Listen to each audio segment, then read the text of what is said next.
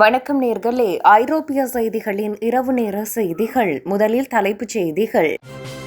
போர்த்துகலில் ஓட்டுநர் உரிம விதிகளில் அதிரடி மாற்றம், டிஜிட்டல் முறைக்கு மாறும் ஐரோப்பிய நாடு. ரஷ்ய ராணுவத்தை உள்ளிருந்தை சிதைக்கும் அடேஸ் குழு, புட்டினுக்கு எதிராக பெருகும் ரகசிய எதிர்ப்பு. கிரீன்லாந்து விவகாரத்தில் ஜெர்மனியின் ஆர்வம், ஆர்க்டிக் பகுதி மீது அவதானம் செலுத்தும் ஜெர்மன் ராணுவம். கிரீன்லாந்து ஒப்பந்தம், நேட்டோ ராணுவ திட்டமிடுபவர்கள் அடுத்த கட்ட உத்தரவிற்காக காத்திருப்பு. அமெரிக்க பொருட்களை புறக்கணிக்க செயலி மூலம் கைகோர்க்கும் டென்மார்க் மக்கள். பிரித்தானியாவுக்கு அணுவாயுத மிரட்டல் விடுத்த ரஷ்யா, எல்லையில் நேட்டோ போர் விமானங்கள் அதிரடி. ஐரோப்பிய ஒன்றியத்தின் புதிய விதிமுறை, மே 2026 முதல் வீடு வைத்திருப்போர்களுக்கு கூடுதல் கட்டுப்பாடுகள். ஐரோப்பாவை ஹாரி புயலின் கோர தாண்டவம், 16 மீட்டர் உயர ராட்சத அலைகளால் பில்லியன் கணக்கில் சேதம். இனி விரிவான செய்திகள். போர்த்துகல் அரசு தனது நாட்டில் ஓட்டுநர் உரிமம் வழங்கும் முறையில் பல தசாப்தங்களாக பின்பற்றப்பட்டு வந்த பாரம்பரிய விதிகளை மாற்றியமைக்க தயாராகி வருகிறது. ஐரோப்பிய ஒன்றியத்தின் புதிய விதிமுறைகளுக்கு ஏற்ப காகித வடிவிலான உரிமங்களுக்கு பதில் டிஜிட்டல் ஓட்டுநர் உரிமங்களை அறிமுகப்படுத்துவதே இந்த சீர்திருத்தத்தின் நோக்கமாகும். புதிய மாற்றத்தின்படி 17 வயதிலிருந்தே இளைஞர்கள் அனுபவம் வாய்ந்த ஓட்டுநரின் மேற்பார்வையில் கார் ஓட்டுவதற்கு அனுமதி வழங்கப்பட உள்ளது. ஓட்டுநர் உரிமம் புதுப்பிக்கப்பட்டதற்கான கால இடைவெளி மற்றும் மருத்துவ பரிசோதனை முறைகளில் நவீன காலத்துக்கு ஏற்ப சில மாற்றங்கள் செய்யப்பட உள்ளன. சாலை பாதுகாப்பை உறுதி செய்யும் வகையில் ஓட்டுநர்களின் உடல்நலம் மற்றும் பார்வைத்திறன் சோதனைகள் இனி மிகவும் துல்லியமாக நடத்தப்படும். இந்த சீர்திருத்தம் ஓட்டுநர் உரிமம் பெறும் நடைமுறையை எளிதாக்குவதோடு ஐரோப்பா முழுவதும் செல்லுபடியாகும் வகையிலான ஒருங்கிணைந்த மாற்றங்களை கொண்டு வரும் என எதிர்பார்க்கப்படுகிறது. உக்ரைன் மீதான போர் 4வது ஆண்டை நெருங்கும் நிலையில் ரஷ்யாவுக்குள்ளேயே புட்டினுக்கு எதிரான அடேஸ் என்ற ரகசிய எதிர்ப்பு குழு வலுவடைந்து வருகிறது. கிரிமியன் தாதர் இன மக்களை கொண்ட இந்த குழு கடந்த ஆண்டில் ரஷ்ய ஆக்கிரமிப்பு பகுதிகளில் நடந்த 50% அழிப்பு வேலைகளுக்கு தானே பொறுப்பேற்றுள்ளது. ரஷ்யாவின் ராணுவ தளவாடங்கள், மின்சார விநியோக கட்டமைப்புகள் மற்றும் விநியோக ரயில்களை குறிவைத்து இந்த குழு தொடர் தாக்குதல்களை நடத்தி வருகிறது. ரஷ்ய ராணுவம் மற்றும் உளவுத்துறையிலேயே தங்களுக்கு ரகசிய ஏஜென்ட்டுகள் இருப்பதாகவும் அவர்கள் மூலம் ராணுவ ரகசியங்களை அறிவதாகவும் இக்குழு தெரிவித்துள்ளது. ஒவ்வொரு ரஷ்ய வீரரும் எங்கள் மண்ணில் பாதுகாப்பற்ற உணர்வை பெற வேண்டும் என்பதே எங்கள் நோக்கம் என அந்த குழுவின் பிரதிநிதி ஒருவர் கூறியுள்ளார். கிரீன்லாந்து விவகாரத்தில் ஜெர்மனியின் ஆர்வம், ஆர்க்டிக் பகுதி மீது அவதானம் செலுத்தும் ஜெர்மன் ராணுவம். ஆர்க்டிக் பகுதியில் நிலவும் தட்பவெப்ப நிலை மாற்றங்கள் மற்றும் பாதுகாப்பு சூழ்நிலைகளை கருத்தில் கொண்டு கிரீன்லாந்து மீதான தனது கவனத்தை ஜெர்மனி அதிகரித்துள்ளது.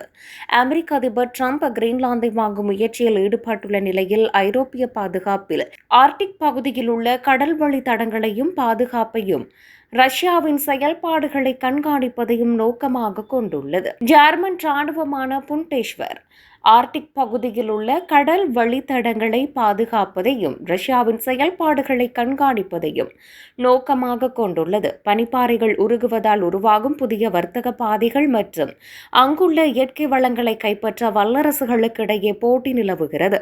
நேட்டோ கூட்டணியின் ஒரு பகுதியாக ஆர்க்டிக் பிராந்தியத்தில் தனது ராணுவ பிரசன்னத்தை வலுப்படுத்த ஜெர்மனி திட்டமிட்டுள்ளது.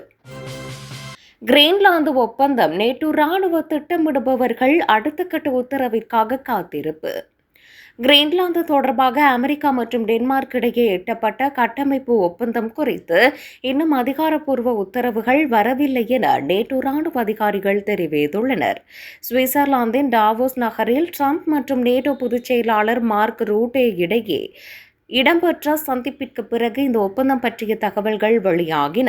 நாங்கள் இன்னும் ஆரம்ப கட்டத்திலேயே உள்ளோம். அரசியல் ரீதியான வழிகாட்டுதல்கள் கிடைத்த பின்னரே ராணுவ திட்டமிடல் பணிகளை தொடங்குவோம் என நேட்டோ அதிகாரிகள் கூறியுள்ளனர். இந்த ஒப்பந்தத்தை தொடர்ந்து ஐரோப்பிய நாடுகள் மீது விதிக்கப்படுவதாக இருந்த 10% கூடுதல் இறக்குமதி வரியை திரும்பப் பெறுவதாக ட்ரம்ப் அறிவித்துள்ளார்.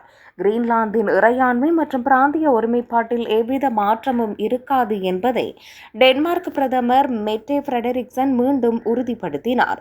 ஆர்க்டிக் பிராந்தியத்தில் ரஷ்யா மற்றும் சீனாவின் ஆதிக்கத்தை தடுக்க அங்கு நேட்டோவின் பாதுகாப்பை வலுப்படுத்துவது குறித்து ஆலோசிக்கப்பட்டு வருகிறது. அமெரிக்க பொருட்களை புறக்கணிக்க செயலி மூலம் கைகோர்க்கும் டென்மார்க் மக்கள். கிரீன்லாந்தை வாங்குவதற்கான அமெரிக்க அதிபர் டிரம்பின் தொடர் முயற்சியால் ஆத்திரமடைந்துள்ள டென்மார்க் மக்கள் அமெரிக்க பொருட்களை புறக்கணிக்க தொடங்கியுள்ளனர். இதற்காக சிறப்பு செயலிகளை பயன்படுத்தி வரும் நுகர்வோர் கடைகளில் உள்ள பொருட்கள் அமெரிக்காவை சேர்ந்தவையா என்பதை கண்டறிந்து அவற்றை தவிர்க்கின்றனர்.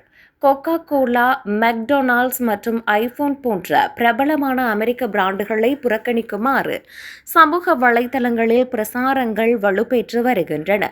கிரீன்லாந்து விற்பனைக்கு அல்ல என்பதை உணர்த்தவும் அமெரிக்காவின் அழுத்தத்திற்கு பதிலடி கொடுக்கவும் இதுவே சிறந்த வழி என டென்மார்க் மக்கள் கருதுகின்றனர். பிரித்தானியாவுக்கு அணுவாயுத மிரட்டல் விடுத்த ரஷ்யா, எல்லையில் நேட்டோ போர் விமானங்கள் அதிரடி. உக்ரைன் அமைதி பேச்சுவார்த்தைகள் ஒருபுறம் நடக்கையில் பிரிட்டனை அணுவாயுதங்கள் மூலம் அழிப்போம் என ரஷ்யாவின் அரசு ஊடகங்கள் பகிரங்கமாக மிரட்டல் விடுத்துள்ளன. ரஷ்யாவின் பிரபல செய்தி தொடர்பாளர்கள் பிரிட்டன் என்ற ஒரு நாடு இனி உலக வரைபடத்தில் இல்லாமல் போகும் என தொலைக்காட்சி விவாதங்களில் எச்சரித்துள்ளனர். இந்த மிரட்டல்களுக்கு மத்தியில் பால்டிக் கடல் பகுதியில் ரஷ்யாவின் Tu-22 M3 ரக குண்டுவீச்சு விமானங்கள் அத்துமீறி பறந்ததால் நேட்டோ போர் விமானங்கள் அவற்றை விரட்டி அடித்தன. ட்ரம்ப் நிர்வாகத்தின் பிரதிநிதிகள் ரஷ்யாவுடன் பேச்சுவார்த்தை நடத்தி வரும் வேளையில் இந்த மிரட்டல் வந்துள்ளது குறிப்பிடத்தக்கது. ஐரோப்பிய ஒன்றியத்தின் புதிய விதிமுறை. மே 2026 முதல் வீடு வைத்திருப்போர்களுக்கு கூடுதல் கட்டுப்பாடுகள். ஐரோப்பிய ஒன்றியத்தின் புதிய சட்ட திருத்தத்தின்படி மே 2026 முதல் கட்டிடங்களுக்கான எரிசக்தி சான்றிதழ் விதிகளில் அதிரடி மாற்றங்கள் கொண்டு வரப்பட்டுள்ளன. இந்த மாற்றத்தால் ஜெர்மனி உள்ளிட்ட ஐரோப்பிய நாடுகளில் உள்ள லட்சக்கணக்கான வீட்டு உரிமையாளர்கள் நேரடியாக பாதிக்கப்படுவார்கள் என எதிர்பார்க்கப்படுகிறது.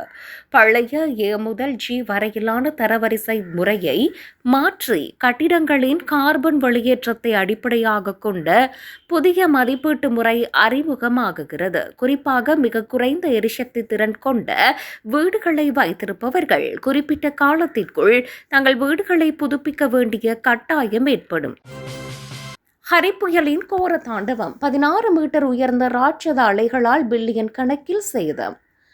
ஐரோப்பாவை தாக்கிய ஹரி என்னும் சக்தி வாய்ந்த புயலால் கடலில் 16 மீட்டர் உயரத்திற்கு ராட்சத அலைகள் எழும்பி சாதனை படைத்துள்ளன. இந்த புயல் மற்றும் கடல் சீற்றத்தால் ஏற்பட்ட சொத்து மதிப்பிழப்புகள் மற்றும் உள்கட்டமைப்பு சேதங்கள் பல பில்லியன் யூரோக்களை தாண்டும் என மதிப்பிடப்பட்டுள்ளது. கடலோர பகுதிகளில் உள்ள பல வீடுகள் மற்றும் வணிக நிறுவனங்கள் வெள்ளத்தில் மூழ்கியதோடு மின்சாரம் மற்றும் போக்குவரத்து சேவைகள் கடுமையாக பாதிக்கப்பட்டுள்ளன. மணிக்கு 150 கிலோமீட்டருக்கும் அதிகமான வேகத்தில் வீசிய காற்றால் மரங்கள் வேரோடு சாய்ந்தன. பல இடங்களில் கட்டிடங்களின் கூரைகள் பெயர்ந்து விழுந்தன.